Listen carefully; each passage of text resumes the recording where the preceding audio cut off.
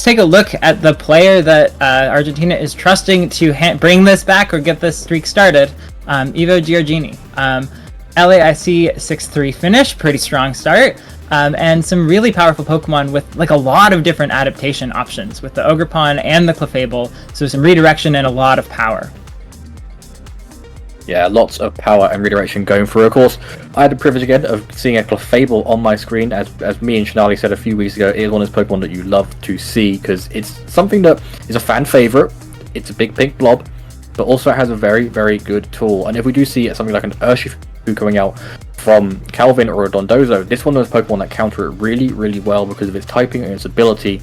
Of course, just around though is some powerful Pokemon in terms of the damage. That Ogerpon and that Landorus doing loads of damage themselves. Rillaboom bringing a Grassy Train to help out on the Ogerpon. King Gambit, very, very strong. You see an Intimidate Pokemon, and then Glimmora, which we saw, take a bit of a bulky turn in the previous matches today, is now going with a Focus Sash, sort of faster, more offensive variant, which is going to be putting that pressure down, making sure that you can get maybe some poison off, or you can just use Spiky Shield to chip away, and then slowly use your attacks and supporting Pokemon to remove things from the field. Yeah, it's a very different kind of Glimmora than we saw in the previous match, with that sort of playing into the bulkier Assault Vest set, setting up those Mortal Spins. Here, this Glimmora just does a lot of damage, and it's sort of difficult to handle without setting up those Toxic Debris, as you mentioned. I think it's a really interesting choice from Evo to bring in a couple of Pokemon and a couple of sets that people maybe aren't as familiar with navigating. I think that's a really interesting way to get an advantage in this finals set. Yeah, it's very, very good advantage. And as you said about that Toxic Spikes there, that adds on to that Clefable, who has got the natural typing and the Rocky Helmet.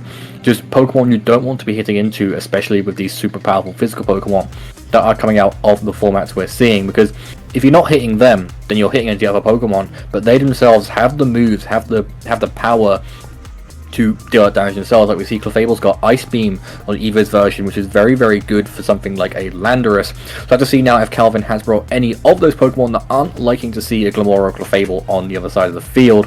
And if it is, it could be a bit of a sticky situation, especially in this position. And there is that Urshifu, and it is the Dark type Urshifu as well, so that is going to be looking at that Clefable really, really scared. As well as that Landorus, who is going to be taking an Ice Beam if it doesn't get a knockout with its Terra Poison Sludge Bomb with that Life Orb Sheer Force boost. Yeah, so a lot of really offensive threats here coming from Calvin Foster, especially with the Bramblegast and the Tornadus. There's just so much power with the Tailwind and the power. Urshifu is going to be in a tougher position to do damage to that Clefable, but it's also a bit safer than a Water Urshifu would have been, because that Clefable, which was carrying the Rocky Helmet, you have to be really careful about clicking Surging Strikes when there's a potential Rocky Helmet switch in. You don't have to be as careful about clicking Wicked Blow, and with Black Glasses, that's still going to be doing a lot of damage into a lot of different threats. It just seems like Calvin has a lot of different offensive options that I think are pretty interesting. As you mentioned, the Landorus, there's also the Goldengo with those Terra Steel Make It Rains with the choice specs. There's just going to be really hard for Evo to find the right defensive options into this. Clefairy alone isn't going to be enough. It isn't going to be enough completely. If it's in a good position, it could pull itself on through. But we'll just take a quick look at Calvin's finishes across the board. That 2024 top 16 in Gdansk this year just gone, as well as finishing top 8 awards in 2022, finishing in the champion at the special event in Paris in 2020, and then top 8 at Sheffield Regionals in 2020 as well. So not too shy from these top finishes. Not someone who you can look at and say, okay, they're on Team UK. They're here to put themselves through. They have a lot of potential behind them, and that shows why they're in this final slot. I believe the other day when we were talking to Ben, he did say Calvin's one of those players, unfortunately, because he's so used to a tournament environment, he sometimes feels he has to use a certain team here, there, everywhere, where you're not playing into a person, but playing into multiple people across multiple different teams. So, and it does kind of show in this team he's brought. He's brought something that is very similar to a team that did very well at Gdansk and some of the US regionals that surrounded it, which normally has 2 water types on it, with the Urshifu being its counterpart in the Rapid Strike, and Farigiraf sometimes is a Iron Bundle, but maybe this change could be something that Calvin knows very well and could just cover a few of the matchups maybe that he saw in Gdansk, as well as the US regionals, and said, this didn't go too well for the team, but these can cover it.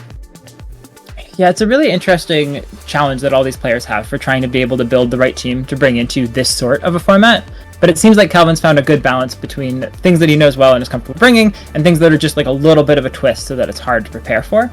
I'm sure he's pretty excited to be able to go into the situation up 3-0, where he just has to win this one match and UK makes it. Meanwhile, the pressure is really up on Evo going into this set. Yeah, the pressure is on both of them, but they are ready to go for our first game.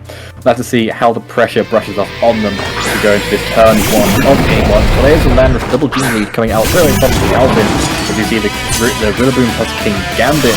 So two very strong Pokemon, but the problem is that Rillaboom doesn't like taking those flying type attacks from Tornadus, and that King Gambit definitely doesn't like taking a ground type attack from that Landorus, so this could be a forced pressurization on that turn 1, if not a forced switch, just to kind of read the room and see who is the Pokemon they want to be targeted going forward.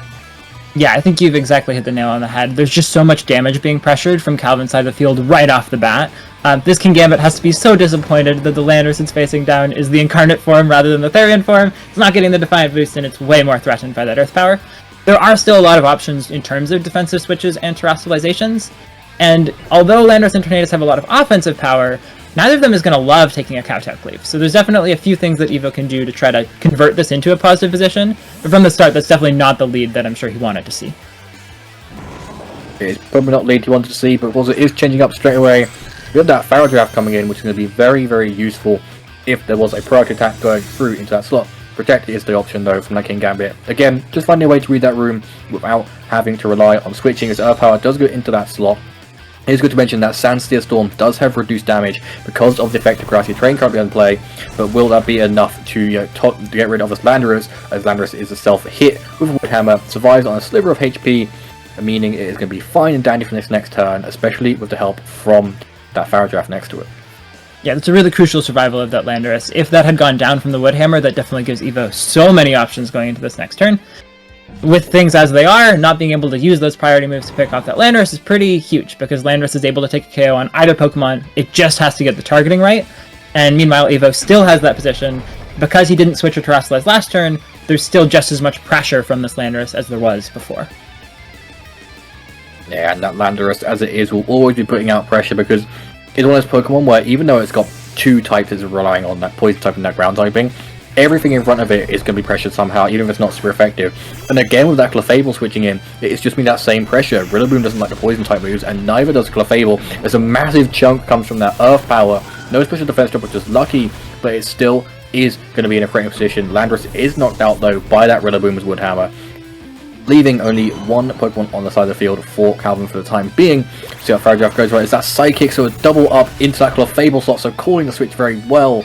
And it does go down. I mean, that King Gambit may have to come back in, put some pressure on to this Pharaoh Giraffe. That could quite easily again terrestrialize or switch out to cover its own worries. King Gambit much happier at the start of this turn than the other two turns where it had to start on the field. Being able to pressure that Giraffe is huge. At the same time, losing Clefable feels like a pretty big blow for Evo's side of the field. I think it's totally worth it to get rid of that Landorus, but no longer having that redirection probably makes Calvin a lot more comfortable to be able to target into Evo's side of the field and start getting even more KOs with the remaining offensive threats on that side of the field.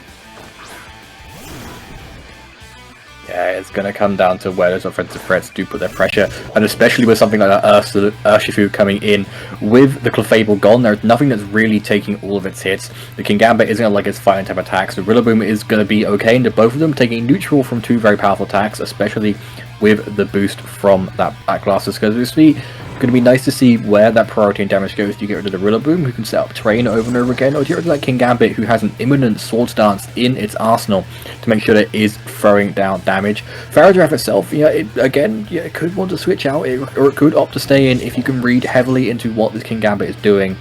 Yeah, it just feels it's just one of those turns where anything can be passive, where anything can also be very, very aggressive in the space of just maybe one attack, depending on where those attacks land. Yeah, I think absolutely. There's a lot of power from most of the Pokemon on the side of the field, and now there's even more as that Helping Hand goes into the Urshifu. So this Urshifu is going to be able to land an incredibly powerful Wicked Blow, and that just KOs the Rillaboom with the trademark critical hit that it always gets there. But King Gambit is free to get a retaliatory attack off here. That's going to be a Kowtow Cleave into the Giraffe. That's a lot of damage, but crucially not a KO. So Evo is starting to fall behind on the Pokemon count here, as that Citrus Berry brings Giraffe almost back up to half, and it's certainly in position to be able to keep throwing off those Helping Hands. And it's going to be amazing that they can do that. That Grassy Terrain also giving its own dividends and saying, you know what, he may have been set up by an opponent, but it is going to go very well. Especially when Ogerpon coming in, who really enjoys going for Grassy Glide in these situations, can't actually go for it. because Varajaf is in the way. You know, it had its pressure. It said, okay, I've got these powerful other grass type attacks. It also has a Terastallization ready to go, so we can get that attack boost and throw off really strong Ivy Cudgels.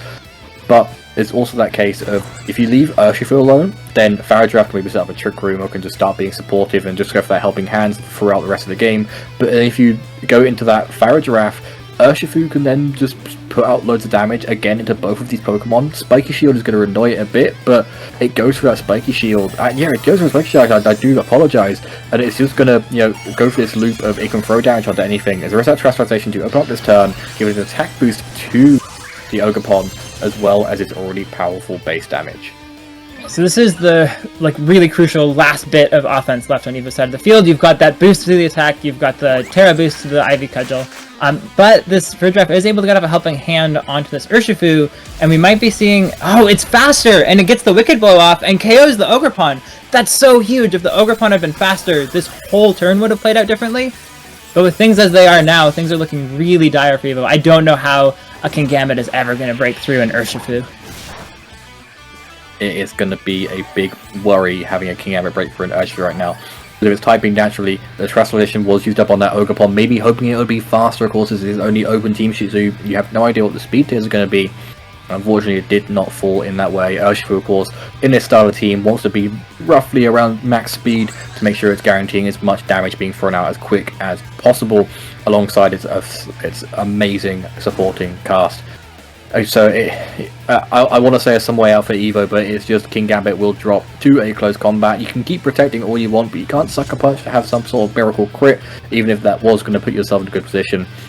And it does feel like you're just, you know, biding your time. Evo could maybe go for that forfeit to try and say, okay, I'm preserving what information I can in terms of like speed tiers or whatever, even though most of it has been revealed, bar you know, how what a Sucker Punch is going to go through, but again, you can't go for that. So the helping hand in close combat will close up this game and take us into a fine and dandy game 2. It feels like Calvin just found exactly the right duo to be able to use against Evo's side of the field. It was a really clear game plan of, okay, Urshifu Dark is really, really useful against almost everything on the opposing side of the field, except for that Clefable. So all I have to do is try to get rid of that Clefable, maybe on a switch-in or something like that, and then my Urshifu Single Strike can just helping hand Wicked Blow through the whole team. And I think with Calvin now confirming that Ogerpon is in fact slower, playing more into the priority of Grassy Glide than the natural speed of the Pokemon, it feels like Calvin can absolutely just go for exactly the same game plan. Again, the onus is on Evo to find a reason why Calvin can't just keep using that Urshifu as soon as the Clefable is gone. Yeah, it's just one of those things, like you say, he can just lock into that helping hand plus Urshifu doing damage. Once Clefable's gone, yeah, you could just take through everything. Landorus can come in itself, but then you're only getting rid of that close combat damage because the critical hit power from Wicked Blows is going to keep going through and through and through. You could maybe bring that Glamora to put that pressure down of saying, okay, if you hit this Pokemon, you're going to get Toxic Spikes up. But that's that same case of once that threat is gone, you can just work around that again. With 2 flying types on a team, you can quite easily pivot out of those Toxic Spikes, as well as maybe having Goldengo in the back if you are Calvin, to say, okay, I can predict you leading this lead and just having 3 Pokemon which don't get hit by these Toxic Spikes. I'm going to just keep pivoting between those and staying fresh and healthy until there is no worry if you do get poisoned in that late game. So it does feel like the hyper-offensive nature of Calvin's team is breaking through this bulkier variant that is coming out from Evo, but I do feel that Evo has something to do. Evo has the options to break through this hyper-offense power just by being bulky. It's just waiting for which Pokemon are the ones who come for Calvin that front, and again, working out bit by bit from there. Yeah, I think that's absolutely right. There's some options from Evo's side of the field, but it's a bit of a challenge to figure out the right ones. You could bring that Glamora, but there's a lot of immunities to poison. You could bring the Landorus, but you will still have to take the critical hit Surging Strikes. So we'll have to see. The onus is really on Evo to figure out what options are still going to be effective. We've sort of seen what Calvin wants to do in this game. And I believe with Game 2 ready, we're about to go and see what Evo's response is. Yeah, let's see what Evo's response is, because as we saw in that first game, yeah, anything that was thrown out by Calvin, there was something that was wrong with that lead. We do see there is that Rillaboom plus the Ogerpon, so there isn't as much worry of both Pokemon being super effective into both Pokemon on Evo's side. However, you still have got that threat of if you terastallize the Ogerpon, Earth Power is doing loads of damage into it. If you don't terastallize it, Sludge Bomb doing loads of damage into it. And Rillaboom is sitting there not wanting to take any damage from that Sludge Bomb. And if it goes to that Terra Poison and your Evo and you try and say, okay, I can throw down damage into its already ground typing, so it's got that neutrality, it takes less damage on that, and you have to rely on your super effective fire type attacks, which you really want to be going to that Ogerpon pre-terastallization. So again, even though it's more of a minute way of seeing it in that way, it still feels like Calvin is controlling that field in terms of just the defensive and offensive presence from that turn 1. Yeah, I think we were talking so much about the pressure from the Urshifu and the Fridgeraff, and Calvin's just shown us 2 other Pokemon that put an incredible amount of pressure on the field. Like, it took so much work for Evo to get rid of the Landorus the first time, and now that Sludge Bomb's just going off into that Rillaboom. But with the survival, this Ivy Cudgel is going to be able to bring that Landorus pretty low. Make It Rain is going to come out, though, and finish off that Rillaboom before it's able to KO that Landorus. And Landorus is going to be able to survive to throw off another Earth Power or Sludge Bomb. That's pretty big from Calvin's side of the field. It's pretty big, and it just allows for a room to be made on the field.